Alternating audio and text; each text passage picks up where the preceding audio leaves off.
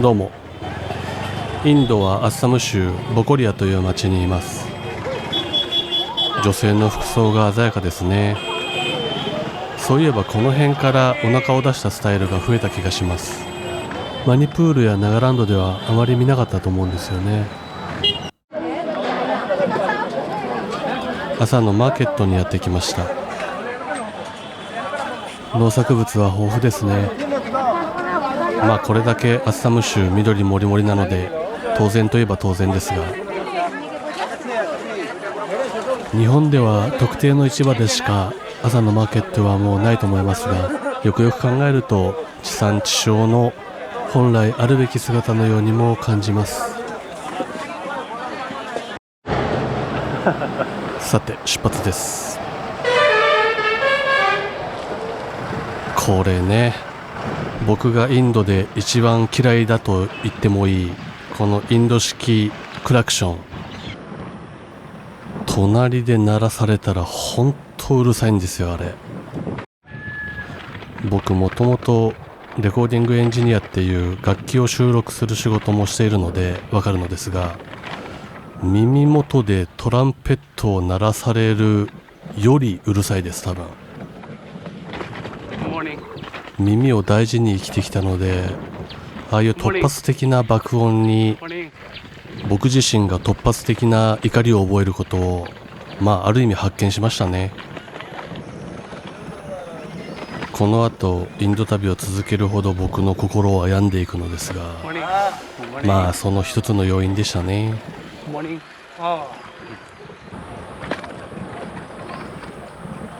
この時期はまだ楽しんで旅をしてた時期ではあるんですが、多分僕がちょっとずつ病んでいく要因は少しずつ見えていくんじゃないかと思います。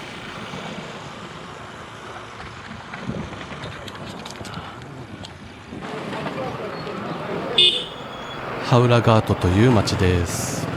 はい、魚も売ってますね。ブラマプトラっていう大河が近くにはあるんですが、ほぼ養殖のようです。インドでは不浄なものを川に流す文化があるので、逆に言うと養殖じゃないと怖いですよね。話しかけてくれる人は結構いるのですが、意外と英語使える人は少ない感じですね。第二言語と言われるので、もう少し英語通じるのかなと思ってたのですが、実感的には 10% ぐらいでしょうか。かといってヒンディー語が使えるのかというと、そうじゃないところが多分多くの日本人が知らないところじゃないでしょうかね。アッサム州ではアッサム語を話す人が最も多いです。つまりインドでは州が変われば国が変わるぐらいの文化の違いがあると言ってしまってもいいのかもしれませんね。ナガランドはほとんどの人がキリスト教徒でしたが、アッサム州はヒンドゥー教徒が一番多いとはいえ、イスラム教徒の比率が高い州です。服装からも見て取れますよね。おそらくですが、イスラム教徒が多い理由は南にバングラデシュがあるからでしょう。イギリスからのインド・パキスタン独立後の流れでバングラデシュもいろいろあったので、話す機会があったら話したいと思います。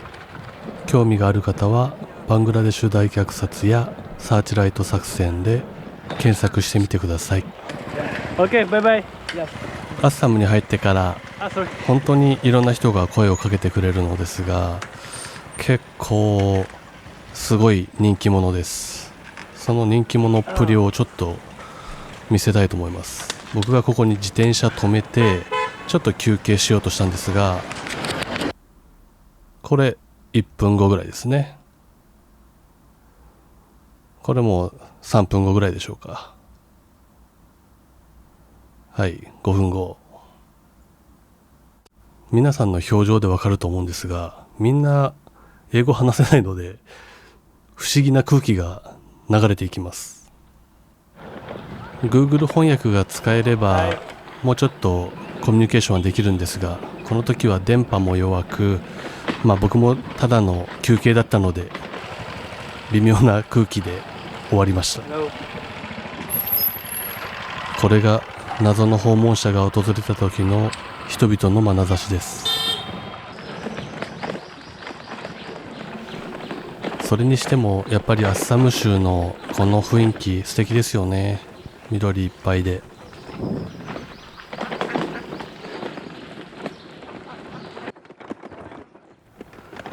幹線道路を走ると確かに移動の時間は短縮できるのですが、全く楽しくないですね。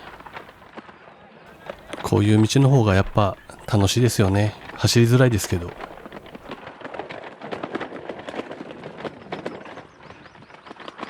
この後また幹線道路に戻って、連日なんですけどパンク修理をしていたらまたすごい状況になりました。パンク修理終わるとこんな状況です。僕の自転車もう見えないですね。なんか向かいに学校があったみたいで、そこからみんな出てきたみたいですね。 Okay, bye bye. Bye bye.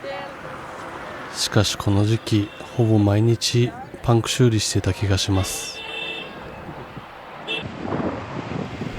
これまでのエピソードを見てくれた方は僕がいかにタイヤに苦しめられてきたかもわかると思うんですけど、本当長距離の自転車旅をするならシュワルベのマラソンというタイパンクタイヤ一択かもしれません。インパールで買ったタイヤが悪いというよりも基本的には僕の荷物が重すぎるんですけどね。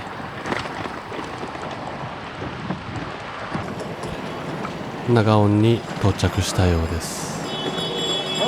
はい。